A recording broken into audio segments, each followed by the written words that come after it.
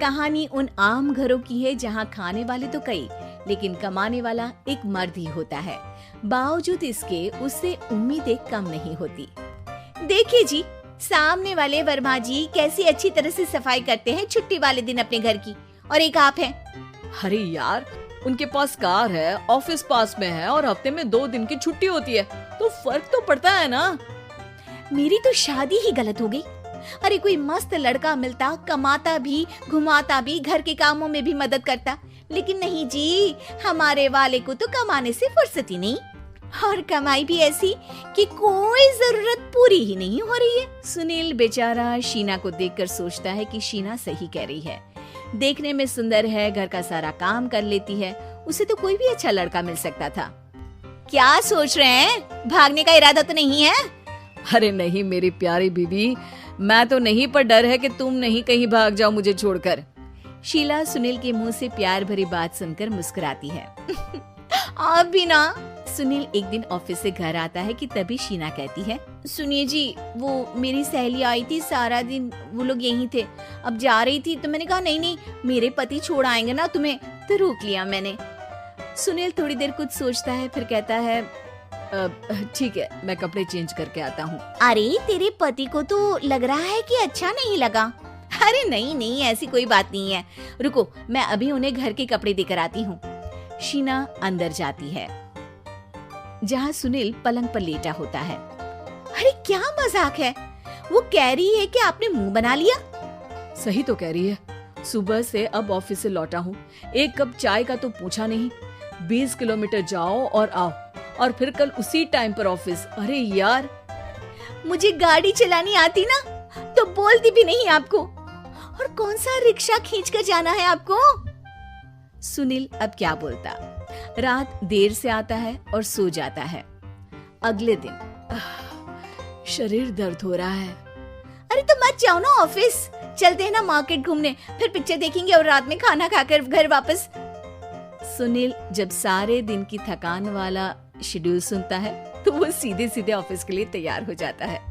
अब आए दिन शीना की डिमांड बढ़ती ही चली जाती है और सुनील उसको पूरा भी करता। लेकिन एक दिन, ए जी मेरा भाई आ रहा है, उसे 2 लाख रुपए की जरूरत है। हाँ तो मैं क्या करूँ शीना, मेरे पास इतने रुपए नहीं है। हाँ हाँ पता है नहीं है, लेकिन किसी से लेकर तो दे सकते हो ना।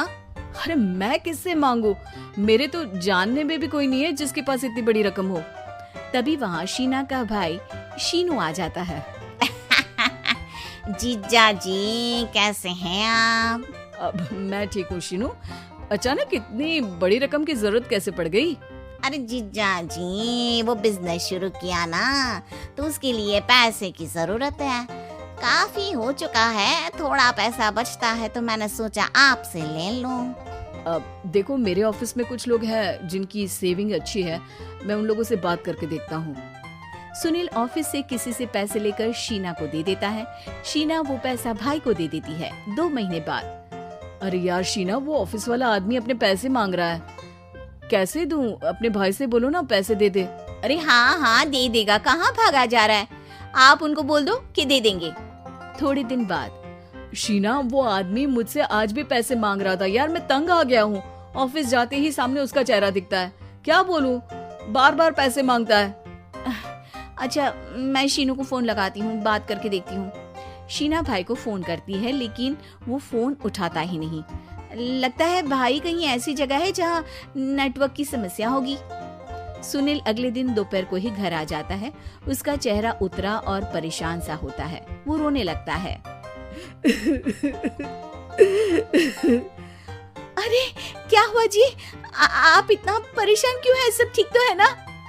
अरे नहीं शीना, कुछ ठीक नहीं है, मैं ठीक नहीं हूँ। तुम्हारे भाई के लिए मैंने जो पैसे लिए थे, उस आदमी ने आज भरे ऑफिस में सबके सामने मेरी बेइज्जती कर दी। सबके सामने आज मैं कर्जदार बनकर खड़ा था। मैंने हर वो प्रयास किया घर चलाने के लिए जो मैं कर सकता था, लेकिन अब नहीं होगा। वो फिर रोने लगता है। अरे आप तो औरतों की तरह रो रहे हैं, मर्द हैं आप। क्यों, आदमी के सीने में दिल नहीं होता, या फिर वो इंसान नहीं, मशीन होता है? अरे मैं थक चुका हूँ शीना, तुम समझती क्यों नहीं? मैं भी शारीरिक और मानसिक रूप से थकता हूँ, मैं भी आराम करना चाहता हूँ, सुकून चाहता हूँ। मैं अब कुछ नहीं कर सकता। कुछ नहीं। वो बैठ जाता है। शीना पति को हैरान परेशान देखकर चुप हो जाती है। अगले दिन, सुनिए, ये लीजिए 2 लाख रुपए, उस आदमी को दे दीजिए और बोल दीजिए कि आज के बाद किसी को पैसे के लिए बेइज्जत ना करे। सुनील पैसे देखकर राहत की सांस लेता है। अरे शीना, तुमने तो मेरा बहुत बड़ा काम कर दिया। अब मैं शान से ऑफिस जा सकता हूँ। लेकिन ये पैसे आए कहाँ से? ये पैसे मैंने अपने गहनों को गिरवी रख कर लिया है।